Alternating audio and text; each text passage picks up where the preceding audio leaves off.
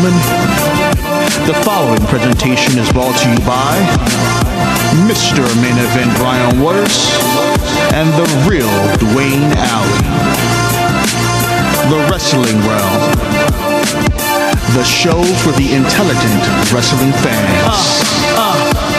Off the top rope, I dwell in the wrestling realm. Like Jake stay in the snake pit and Kane be in hell. Like Taker stay in the graveyard and Punk in the shy. Call me Snooker cause I'm super and fly. You can hate all you want, but I'm flossing. The Miz said I'm awesome, and I'm upholding the law just like the big boss man. With Mr. Main Event Bryan Waters, the real Dwayne Allen. Toss you over the border like Hernandez, Mandez, pressing the stands. It's the show for the intelligent wrestling fans. Hitman like Hawk, but I'm not from Calgary. I'm all about the bill, so let that gold shower me, empower me like Farouk and the nation. If you don't know your history, then you should change the station. But if you do, you can cruise to YouTube / the Wrestling Wrealm. Your lessons are stale. Say the same old lines, man, you destined to fail. Like the Shockmaster or the Wrestler Nails. I'm a heartbreak kid, and my bid to be champion is unmatched. Anybody step, I'm face planting them. With Mr. Main Event and the real Dwayne, you the sisters of love, we the powers of pain. You see we coming with a spear while you're monkey flipping. It's Bryan Waters, Dwayne Allen, and your boy Trenton. And that's just how the story goes. That's just how the story goes. It's the Wrestling Wrealm, baby. Hello, ladies and gentlemen, and welcome to this week's edition of the Wrestling Wrealm. He is the real Dwayne Allen. I just said it so plainly. Yeah, so then you said it plainly, so I gotta say I'm Mr. Main Event Bryan Waters. Now, you sound so dignified. That's good stuff. Well, this is a dignified show for the intelligent fans. For the intelligent fans, man. Wrestling's hot right now. You know, it's the summer of 2012. So we're going to give you a regular, good old edition of some wrestling talk, where the intelligence is brought right here in the Wrestling Wrealm. That's right, ladies and gentlemen. Usually we are known for giving you the very intelligent themes in which we discuss things, but we're going to go old-fashioned today. We're going to go old school. We're going to take it back to how we all started, just talking some good old-fashioned current events in wrestling today. Mr. Main Event, take it away. Well, there seems to be a problem with Daniel Bryan and CM Punk being in the ring a little too often. Is that right? What are they saying about that? People are just saying that Daniel Bryan and CM Punk are fighting too much, and we shouldn't see this all the time. It's just too much. And I'm like, one thing they said, it's not special enough. But shouldn't every wrestling match be special? Mm-hmm. Except managers versus managers. Now I understand folks are going to say, well, should Ginger Hall be going against Tyson Kidd be special? It should. One is wrestling. Two, if you're watching wrestling the way it's intended to be watched, you're trying to see who can outskill the other. Mm-hmm. So yeah. Now, obviously, Punk and Bryan is more special because there's gold involved. Right. You know, but I don't understand why people, people begged, bellyached and cried. When are we going to get this match? When we saw them two start off the Royal Rumble in 2011. Oh, yeah. Yep, that's where I saw that. Yep. People, they was happy. Oh, my gosh. They're going to start with Punk and Bryan. Mm-hmm. And now you're finally getting those two in the ring together. Mm-hmm. Now people are complaining. It's just something I don't understand. I mean, wrestling fans, you gotta be realistic sometimes. I mean, come on now. Let's not be spoiled babies all the time. It's a wrestling program. They're going to be going against each other every night. Mm-hmm. They're going to be going in some way, shape, or form of capacity. It doesn't take it away of how special it is, because if you make it special, you take away from it. I'm gonna tell you what's special: Brock Lesnar versus anybody. That's a special match. But do you get to see Brock Lesnar every week? No. Right. Would you rather see Daniel Bryan and CM Punk talk about each other every week? No. You want to see some variation of them getting close to each other, to being real, because it almost teases the fan that maybe this will be the chance that somebody gets their hands on the other one. Right. I mean, it's special because of not because of the match, but I don't think those guys going head to head makes it special. I think that makes it all the more special. I mean, think about it. You have two guys like Daniel Bryan and CM Punk, two guys that no one expected to be at this point in their careers, period. At the top of the stage in professional wrestling, which is the WWE, like it or not. Yeah. And these guys are just straight money. These guys can give you the entertaining stuff, but they can also give you a 5-star wrestling match. You're not going to get that all the time because you have to pay for that. It's called business. That's why it's called the wrestling business, not the wrestling family. It happens. I'm not. I mean, I would be I would love to see what people have to say about that, or why it would feel it takes away from a special. But it's like, you got to understand, who else is going to put him in matches with? Because if you put him in a match with somebody else, you're going to say that doesn't make any sense. Or if you do another program, you're going to say that doesn't make any sense. Yeah. Fact is, this is probably one of the hottest programs on the program because it's the most consistent, and it has 4 different people, 4 parties, and it's the most interesting. Yeah.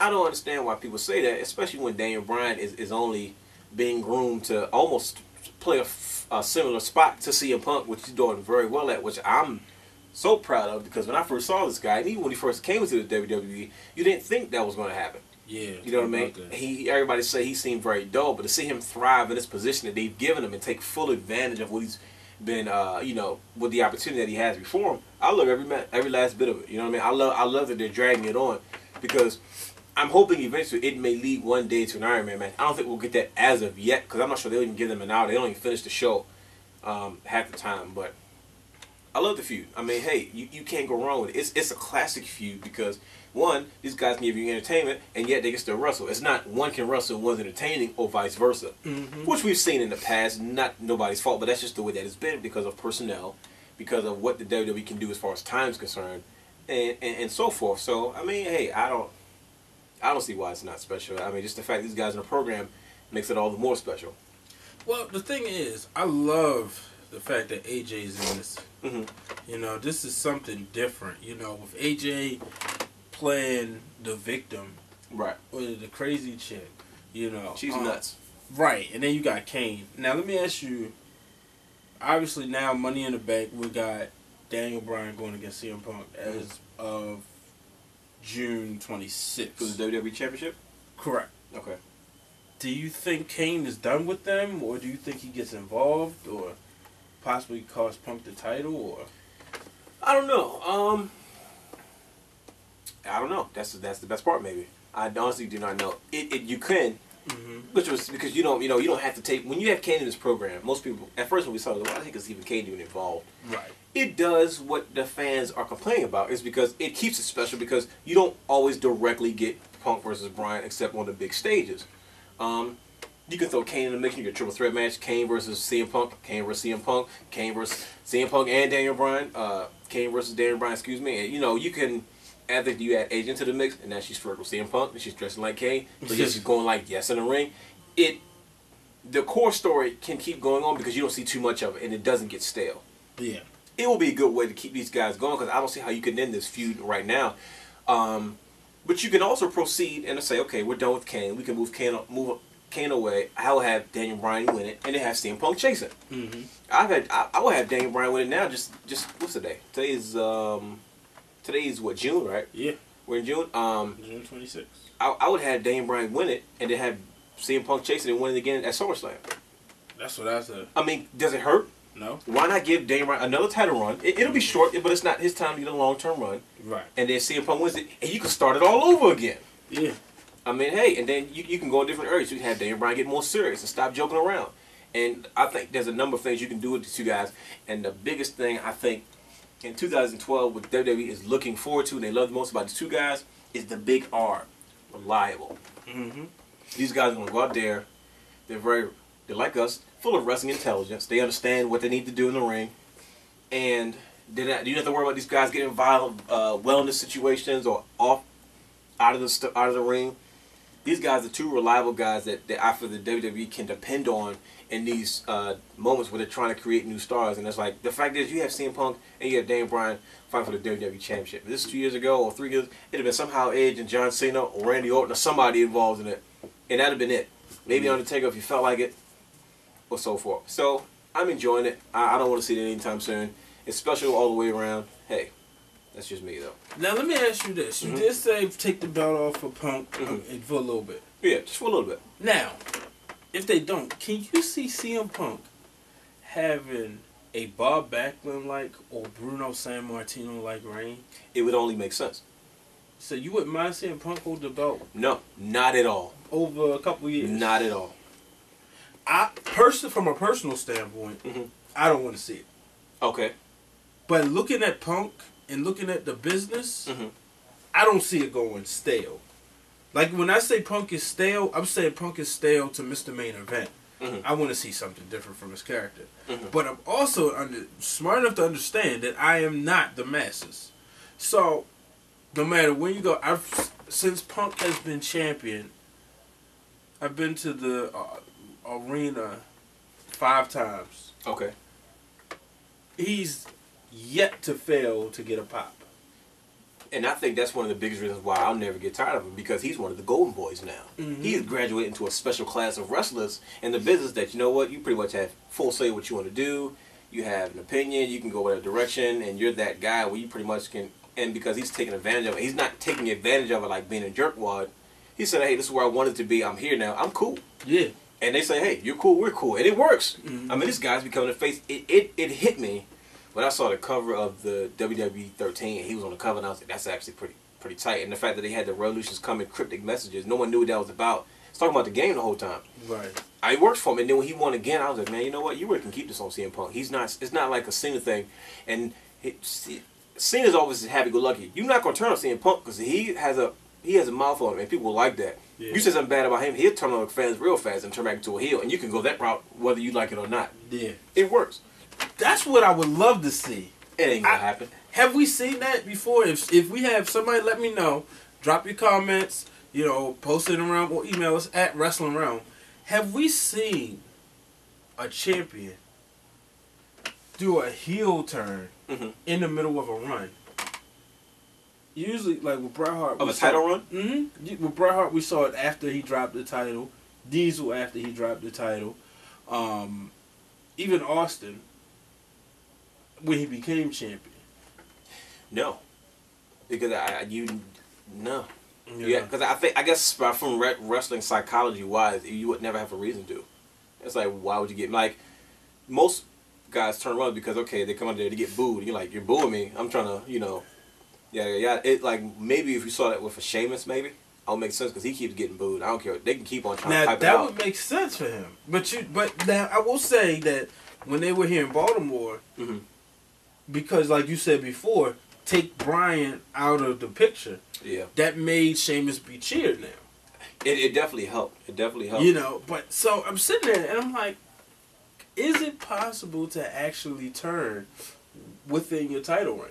And I think if you do it with Punk, you would have to. It would have to be. It would have to be honestly a Randy Orton of yesterday, and when I say yesterday, I mean in last year around this time. If Randy Orton was still had that same height of popularity, because I might be wrong, and we're gonna disagree on this, but to me, Randy Orton is too stale. He's stale at the point that I don't miss him. I don't really see the masses missing him that much. You know, yeah, he's the face of SmackDown, but clearly, SmackDown is now for the male folk is Ziggler's crowd. You know, he's on SmackDown at the right time. And for the kids, it's Sheamus. So it seems like Orton isn't missed now. But looking at, if Punk would have turned on Orton like that last year, it could have worked. Because even if he turns on Cena, people gonna still roll with Punk. You know, that's how I think it could work. But like you said, right now, maybe not, because there's nobody right there, you know. I think the way I see it is, I think you can do it, but I think it would have to be a face to a heel to a face. Like say Ziggler. Ziggler's trying to be a heel, but he's way too over right now. He gets the belt. He may come out, I'm a heel, and then people end up liking him.